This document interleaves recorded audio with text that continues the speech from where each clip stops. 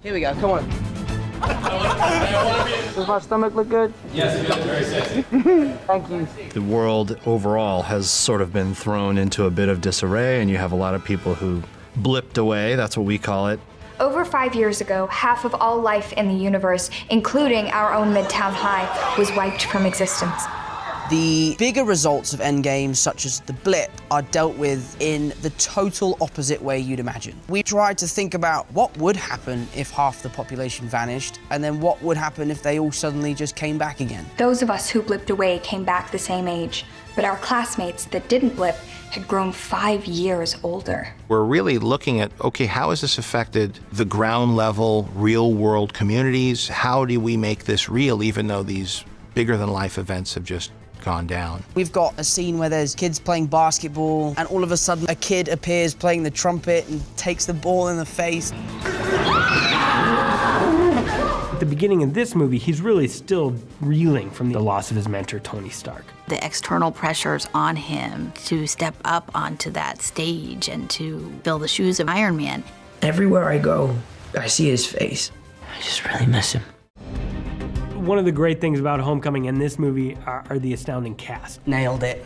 Woohoo! Tom Holland is Spider-Man. This is probably one of the best pieces of casting that's ever happened. This kid could possibly be the best Spider-Man ever.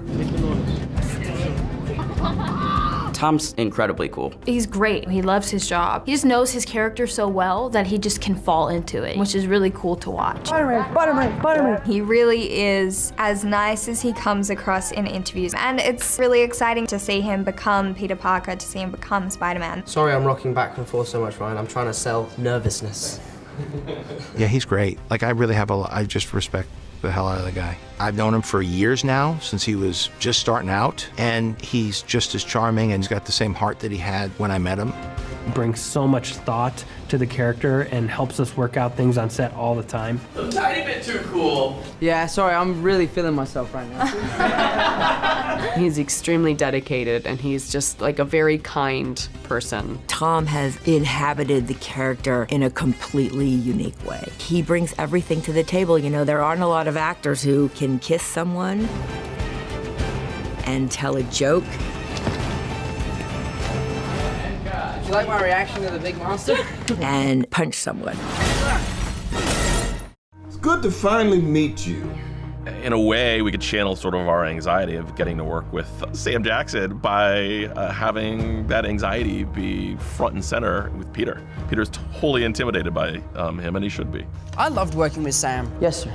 That thing's going to be here in a few hours. Are we boring you? Obviously, in the film, Peter Parker is very intimidated by Sam Jackson.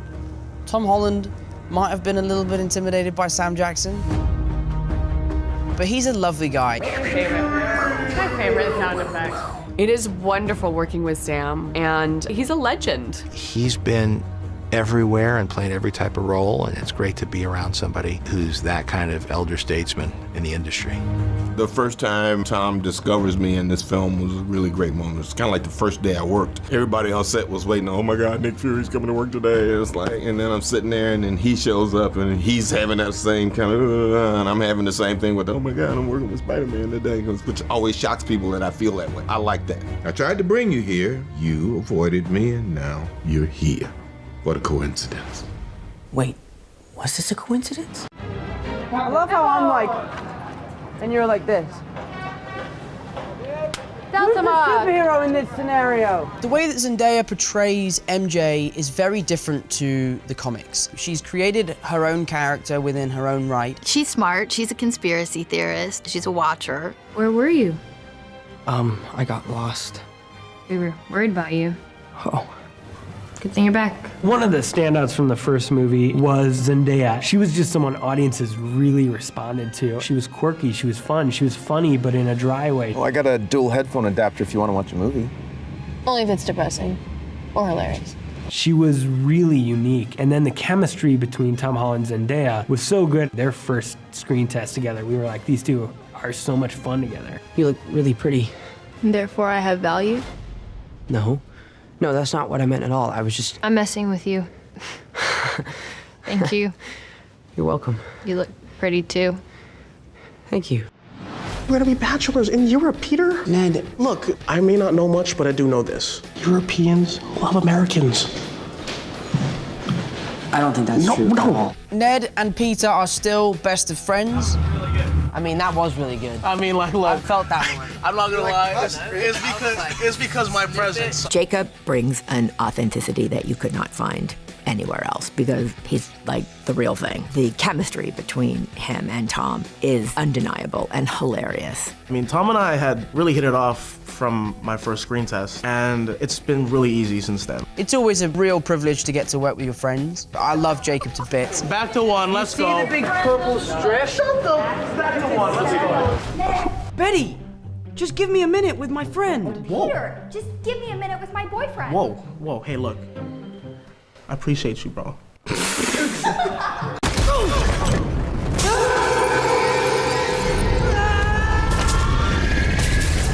You need to wake up! One of the sequences that is most inspired by the comics is the illusion battle. You got to see Mysterio in the way that you saw him in the comics. Peter, what's going on? I know this isn't real. Do you though? MJ! MJ! You can't trust your own senses at that point. How does crawling up a wall and swinging in buildings and punching somebody, how does any of that fix that? If you can't trust what you're seeing with your own eyes, it doesn't matter how strong you are if you're punching in the wrong direction. It's easy to fool people when they're already fooling themselves. But for what it's worth, Peter, I really am sorry.